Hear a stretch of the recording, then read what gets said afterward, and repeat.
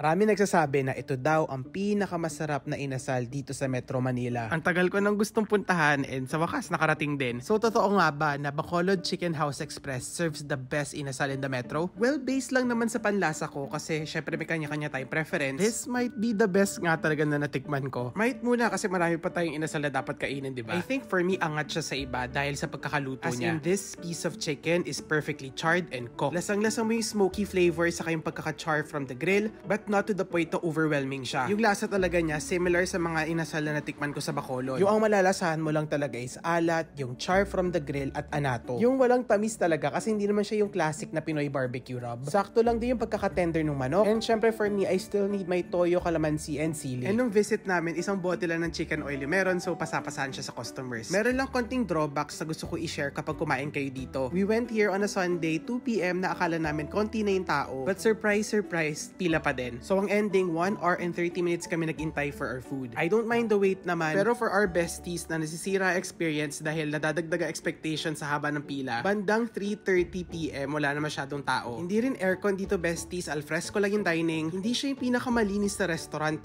and medyo slippery yung floors. Nagkaroon din kami ng konting issue sa orders kasi sadly natakpan daw yung order slip namin. Ayun, share ko lang pero syempre may iba-iba naman tayong experience. Kayo ba besties, ano pinaka-favorite nyong inasal here in the Metro? Ichoy!